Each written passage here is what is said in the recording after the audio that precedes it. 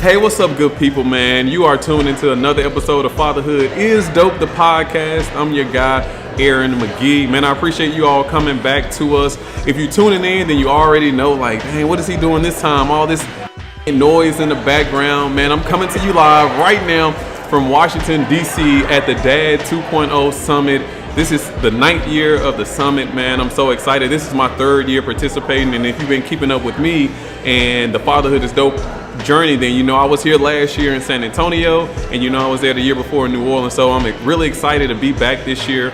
I had the opportunity to speak on a panel, and per usual, when you come to a Dad 2.0 Summit, man, you can't leave without making great connections. And I've had the privilege to make an amazing connection, man, with actually a Nashville native. That's right.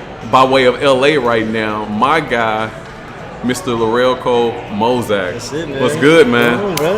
Yeah, this man is too cool for school, man. I'm like, he's so chill right now, but don't worry because he's so unassuming. We're gonna kind of dive into everything he has going on. I don't have much time with him because he's about to get on a red eye and head back out to LA here shortly.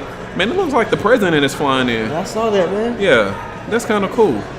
That was cool. Okay, it was a whole little flight situation. Looks like the president's helicopter. Like I said, we're right here in D.C., not too far from the Capitol and the White House. But yeah, it's Fatherhood Is Dope, the podcast, man. We're about to jump into a dope conversation with my guy, Laurel Cole, or Lo for short, but I like to call people by what they want to be called. Lo, man. Yeah, he gave me permission to call him either one, man. So, Lo, let's get into it, man. I know this journey for fatherhood is relatively fresh for you, but per usual, man, I like for my guests to be able to kind of introduce yourselves in a way that you want to be introduced. I've learned all about you over the past 3.5 hours or so. It's like, and I was stalking your Instagram page, like, oh, okay, my guy's dope. Y'all follow him on Instagram. I'll put your name down right now, like insert name Aaron right now. But man, tell us a little bit about you, like what even brings you to an event like this? We know you're a father, we're going to get to that, but what's the connection with the Dad 2.0 Summit? Well, I recently signed a contract to connect with Dove, to partner with Dove Men Plus Care. Yeah. And they told me we want to fly you out to DC to this Dad 2.0 Summit. I said, what is this Dad 2.0 Summit? What is this about? Yeah. And so they flew me out here, man, and to be a part of this amazing conference where I meet a whole bunch of dads, right? Mm-hmm. That we all have the same purpose, we all love our families, and we're all trying to learn this thing together. Because it's a new thing for me. Yeah. But every day it's a new thing because I'm always learning, right? And I don't have this thing to a science. And I'm a dad of 2 boys now, 2 twin boys, relatively fresh in this thing, you know? And having to come to something like this and to partner with Dove, it's just amazing experience for me. Even though it's a 1-day trip, I can't wait to the next event. So that's why I'm here, man. Yeah, that's pretty sweet, man. You know, Dove, they've been phenomenal partners for this event, and I always appreciate their contribution to the dad community. Yeah. They've proven that, man, they're about it and they're really in it, and so to have you as one of their representatives and with a product that's so big as Dove, I think they belong to what's the name? Unilever, maybe. Something like that. I think that may be the parent company. Y'all look it up. You tell me. That's what y'all know how to do that real good. You tell me. But man, I think what's actually really special, man, is to see your face. You know, young African American male. Young father, married, like representing a brand that is really universal with so many people. So I think that's really spectacular. So you got this day trip out here. I mean, what's the event been like for you so far? Man, it's been busy. There's a lot of different group sessions, a lot of panel discussions, vendors, that are out there. It's been a cool journey, man. Meeting with a lot of cool dads, a lot of influencers, dude dads, and Fatherhood Is Dope, and all these cool guys, man. So it's been awesome, man. Today has been, and for me, like I'm only have maybe 3.5 hours of sleep. Yeah. But I don't feel that way because I'm around and connected with cool people, and learning new things, man. Yeah. So it's been a cool event, and I've thoroughly enjoyed it. That's cool. I can tell because you've been amped up, and with this type of energy around, it's hard not to just, you got to be intentionally trying to not. Exactly. Right, you know what I'm saying? Stonewalling or right. You know, my Derrick Henry reference. You got a stiff arming the positive energy. Right. No stiff arming here. Man, so I was joking with you earlier. I'm like, man, what is your main thing? Because if you check his Instagram page out, you got preacher, teacher, prophet, author, bishop, motivational speaker. No, seriously, motivational speaker, producer. You're preaching, you're an artist. According to him, he's cold on that bass guitar, which I really want to hear. I mean, you have all these things going on. I mean, I think for dads of our generation, you know, we no longer fit into this one box, and so for you, it's like, what do you feel like all of those things? How do they really sum up who you are, or at least express the benefit that you get to act out freely in all of these areas? For me, it was always a struggle because my brother, he's really great at playing the keys, right? That's his thing. He travels the world, plays the keys. My sister's really great at singing. I mean, she can sing the house down. My wife is really good at influence. That's her thing, you know. And for me, I do a lot of stuff. Yeah. And I've always been that guy who coveted people who just had that one thing that they're really great at. Yeah. But what God began to show me and what I learned is all of these gifts that God has given me can be used to elevate other people and to help other people and to connect with other people. And not just that, now that I have two boys, I can give them a wealth of knowledge of a lot of different things and have them, you know, run away with whatever that they want to run away with. And I can kind of show them what it looks like to be an artist, what it looks like to write, what it looks like to be a speaker, and what it looks like to write a book. You know, I can kind of share them the knowledge that I've learned and gained over the years and over my time doing this, and just kind of just let them flow. And I think that's, for me, being a father, I've always learned, I've always wanted to teach my kids to learn how to flow. Yeah. And allow that energy to just rub off on everything that you do. Yeah. And just try it out. Like, you know, what's wrong with that? Yeah. You know what I'm saying? If you fail at it, okay. You know, but try it out. You know, I was told I couldn't sing. I tried it out, and you know, I started to become. I was orange randomly. You know, so it's just things happen, man, and I just learned to adapt and use those gifts for God, and just flow. Man. Yeah, that's good. That was a whole message right there, man. I love it, man. Yeah. You know, I'm interested in just hearing you contextualize like all of your giftings and your talents. Hi,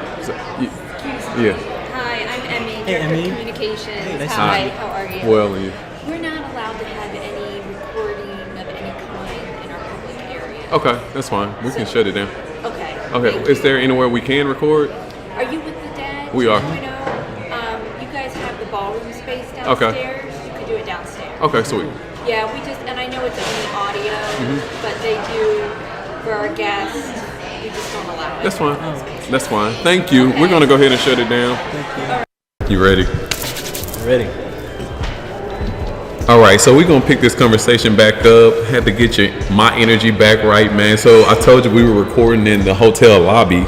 And apparently you can't record in the hotel lobby, but we found another destination that's better because there's no music playing down here. So I told you I only had like a limited amount of time with Laurel Co. anyway. Now they cut into my time because I had to come down here and reset up and set up again. But you know, this is really just opportunity, man, to just show you how you persevere through whatever the challenges are for something that you really believe in, something that you really want to do. And I think we handled it pretty well. So let's just jump right back into it. Yeah, man, I wanted to make a transition up there that I was about to do before I was interrupted. But you know what's so important? I realized even just through the energy that you put out in the atmosphere, particularly on social media, that man, you post about you and your wife a lot in your relationship. And what really struck me is you made mention of like the dynamic change of what you all used to do. Now what you can do with, you know, two sons. So let's transition over there. Let's tell me a little bit about your sons. Yeah. I want to steal that thunder. Tell me a little bit about your sons, and then we'll transition into just the dynamic between you and your wife. Yeah, man. Well, Hey, side note: these chairs are more comfortable. they are. Anyway. Oh my God, I'm like, okay, exactly. You know what I mean? No. November 25th, 2019. My wife gave birth to 2 boys. Yeah. 2 twins. Well, 1 twin, but twins. A set of twins. A set of twins, and it was. I don't know. It was crazy, man. One came out 8:29, the other one 8:31. Kylo and Kaysen. Kaysen and Kylo are their names. Casey and Kylo. Yeah, Kylo, we call him Kai. Kaysen, we call him Kay. Yeah. So Kai was in the NICU when he first came out, and he had respiratory distress syndrome, where he had a hard time breathing, and then we found out there were some other things wrong with him, where he could have had sepsis. And so we were in one particular hospital where they couldn't give us clarity on what was wrong with him. Mm-hmm. And so, I got upset. Finally, I observed, and it takes me a while, but I observed. I said, "Look, hey, something's not right. I need you to give me clarity." They moved him to another location that had a surgeon. They gave us clarity immediately what was going on. They still didn't know, but they wanted to do surgery to figure out what it was. Mm-hmm. Did surgery, had his appendix removed. So he had appendicitis. There was inflammation in his appendix, and that affected his bowel movements and all that stuff. So the first newborn ever, apparently, to have his appendix removed at that early age as a newborn. So that took a toll on us for a while in regards to, okay, God, like, what's up with this? How do I navigate through? I have one baby at home with me who's like 3 pounds, and then I have another baby who's in the NICU, and they're preemies. They're born 35 weeks, and so that was a lot. It was a lot to adjust, right? As our first time being parents, but it taught us a lot. It taught us how much we will go to war for our kids, and they don't even know it, right? And it taught me as a father to always be observant, be patient, but ask a lot of questions when it comes to somebody else trying to take care of your child. And for me, I'm like, okay, I'm super protective now. These are my boys, these are my babies, and that transition really helped grow our relationship with me and my wife grow stronger, because we were there for each other. So we brought them home finally 2 days before Christmas. So they were home with us, and it's been great ever since. We don't sleep because they don't sleep. So don't ask me where I get this energy. I have no clue. You about to get some sleep on this red. Right, absolutely. But it's been an amazing journey, man. And me and my wife, like I said, we're flawed. We're never perfect. I never try to portray an image that we're perfect. And intimacy and getting to know each other, all of that gets affected when you have children. And I think it's something that a lot of men don't talk about, a lot of people don't talk about in regards to being affected in that way, in that capacity. And so it's been interesting, man. I think we've grown so much, and God has really moved in our behalf in regards to the things that we're doing. So it's been interesting, man. It's been fun. Can I ask you how your faith plays a part in like all that you all have been through, all that you all have going on? Like what are you rooted in? How are you rooted? What's keeping you moving forward? What's keeping us moving forward, man? Like I said, our journey before even having kids, trying to have kids, was crazy. But it even goes deeper than that. It goes, I lost my father at the age of 17, randomly, out of nowhere. He was the greatest father I could ever imagine, the greatest husband to my mom, the greatest man that I could ever know. Passed away randomly. My wife, her story is even deeper, where she really didn't have the 2-parent family home dynamic, and she could tell you her story and her background. She, in regards to what she grew up in, totally different from how I grew up. And so having those 2 dynamics marry each other, it's interesting because she has one way of thinking and I have another, but we mesh so well. I have this 2-parent family background, this is how it should be, and she has this, I'm protecting them, but you don't know what the real world looks like, I'm like, no, but it's like this, I'm thinking whatever, and it's like we have this beautiful conversion or correlation of what life is, and we mesh so well. It's just, I ask myself that all the time. I say, we're so different, but I don't know how we just mesh like that, And so that goes along with our faith. We are very faith oriented. Everything we do in life is based on faith. I moved to California based on faith. I'm like, okay, let's just move, and God did His thing. But it is because of our backgrounds, because we had to have faith and we had to be strong early on in our life, to become independent, but dependent in God. You know what I'm saying? And so that's how we grew up, man, and that's how we grew up be strong together, to look at our differences and trust God with our differences and allow those differences to flow and work for us. You know what I mean? And so that's how we're rooted, man. If it wasn't for the things that we've been through, the trauma that we've been through, and trusting God through that trauma, we wouldn't be here. You know what I mean? And so it's kind of how faith plays a part in our relationship. That's pretty cool, man. I gotta land the plane already. I sense it, so you can take off.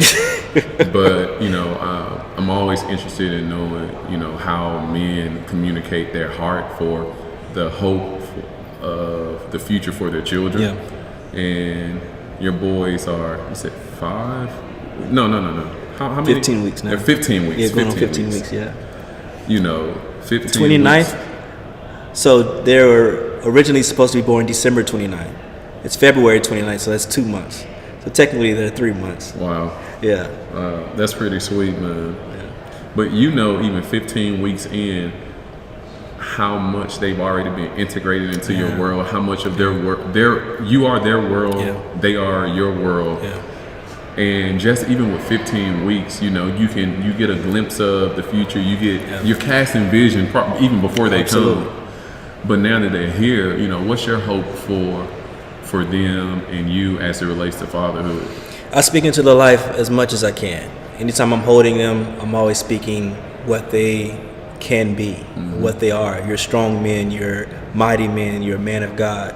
You're going to be great. You already are great. And so I speak that in their ear. I whisper it in their ear to calm them down. I want them to know that their father loves them so much that I believe in them in whatever that they do. Yeah. Whatever path that they go on, I have faith in God. They're going to go on the right path. Yeah. But they need to hear it from me. Yeah. And I feel like having a father's voice in the son's ear or in the daughter's ear is so important because it helps shape their lives. They're going to listen to, they believe everything that you say because you are their greatest influence up until a certain point. Yeah. But we hope that you are their greatest influence. And so I take that to heart. I say, whatever I'm doing, I have to make sure I'm watching because they're watching me. I'm their greatest example. And my father was my greatest example. Yeah. And so I try to live my life, to pattern my life after, okay, how'd my dad do it? He was so in control of his emotions, so nothing really rattled him. He was just like super chill, even though things were so rough. Very seldom did I see him like go off. Yeah. And so I try to live my life that way. Like, okay, let me just control my emotions and control how I handle things. And so I just realized, like, as I live through them and they live through me, I'm their greatest example. And for me, I'm learning from them too. I'm learning how they pick up and how they smile. And right now, they love unconditionally. They don't know anything but love, right? They know, but they trying to, like you said before, they're trying to survive, but they want love. And I think for me as a father, I got to give them that man's love, man. Yeah. I have to, and they need to know that Daddy loves them. I say them every day, Daddy loves you. Yeah. You know what I mean? And so that's important, that it doesn't show weakness to show affection to your sons. Absolutely not. It shows strength.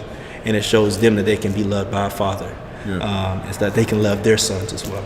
Yeah. That's solid, man. Yeah, man. Did y'all catch all that, man? That was good. All right, so before I get you out of here, I saw some pictures where you acting a fool with your foot on the bottom. Yeah, man. There's a story behind that, man. Showing out. Tell me the story. That's why I want to get. There's a story behind it, man. So I was giving my wife a break, man. So I was feeding my kids. I had them in the bouncer. Yeah. And she's like, "Phil, feed them." I was like, "All right, cool." So I put the bottles in the bouncer with them so they could eat. But that's got to be in both hands on deck. You just right. Well, so I got a blanket, right, and try to prop it up. Smart. But the bottle kept falling out because the bouncer they're too propped up, right? And it's a little movement. Yeah. I was like, well, this is not gonna work. And so they started crying because it kept popping out of the mouth. I was like, okay, so let me pick one up. Let me get him. And his was popping. I said, okay, now I got to get a boppy. So I got the boppy pillow, ran all the way to the room, grabbed it, put it on the floor, holding one in one hand, put the other one in the boppy. I'm like, all right, cool. Got the little blanket, put it on there. All right, he's cool. I got casing. I got him. I'm cool. He starts crying uncontrollably because on the floor because he knows there's more in there. But you know how you suck it in the air, it's not coming out. I say, I got a thing on the spot. So I got my foot. I said, let me tip him off. Let me go ahead and get that right quick. Go ahead and get that. And I told my wife, I said, babe, look at this. I'm like, Yeah, I am doing this thing, right? And she come in the room, it's like, bro, what are you doing? I was like, I'm feeding my kids. You know what I mean? And so she's like, I gotta take a picture of this. It's like, all right, take a picture. Whatever, man. Listen, I'm just trying to feed my kids, bro. Listen, you answered everything that I was thinking, but what about this part? Right, What about that part? bruh, How did you on the get spot, here? man. You answered it all, man. I was gonna be like, so I know you was like, babe, come and grab this. So you said, she said, look, I gotta go and take a picture of this. Right. Yeah, that's a pretty dope picture. I said, look at me, he done staged this. There ain't no truth behind This that. is a real life, bro. Having twins is real. You got to think on the spot, man. So you need to go ahead and add actor to your thing. Out here doing ads and stuff. No, man. But you're looking good out there, man. Appreciate it, man. I like to say fatherhood looks good on you. Thanks, man. I appreciate what you're doing, what you represent. Congratulations on Likewise to you, man. on your partnership with Dove. That's gonna be sweet. Yeah, man. For what it's worth, I don't even think I mentioned to you, man, but I got to do one of the Dove commercials too. Are you serious? Yeah. That's So awesome, this one, my man. daughter's here. Okay, good. Yeah, so we did one of the Dove commercials. That's awesome, man. I'll be one of the voices supporting you as There you you go. lead. That's okay. As you lead the campaign. I'm one of your soldiers in there, man. So That's it's gonna be awesome, some heavy hitters up in this campaign, man. Sure. I saw another guy that I really did. You see Jeff Johnson come through here? I think I saw Jeff Johnson. Jeff was on the campaign too, man. Crazy, man. And look at him out here being the face and stuff, man. man. Yeah, I'm done. All right, what you wanna? How can people find you? I mean, I put all of your hashtags and stuff, but I'm thinking about my listening audience actually. How can they find you? You can find me on Instagram at lorelco.molzak. You can check out my website at www.lorelcomolzak.com. And all of my social media is there as well. Facebook, YouTube. My wife, she has a channel, Wanda Molzak. So that's where you can find me. Okay. Thank you so much say for less. having me, man. You said it all, man. It's been real. Hey, it's been real, brother. Thank you so much. Ladies and gentlemen, hopefully primarily gentlemen. I love you, ladies, but for my dads, man, I appreciate you all tuning in to another episode of Fatherhood Is Dope, the podcast, man. I'm your guy, Aaron McGee. Listen, I said every time, make sure that you subscribe to the podcast. You can check out this video on YouTube /Fatherhood Is Dope. And of course, the podcast is on Apple, Stitcher, and Google. So make sure you like, download, subscribe, share it with someone that can really benefit from this. You all know that the purpose of this platform, man, is to elevate the voices of men, of fathers who decided to show up in the lives of their children on a consistent basis. It's what we do. It's who we are. Fatherhood is doing our part. Every day. Every day. All right, so it's been real, man. Fatherhood is dope. Peace.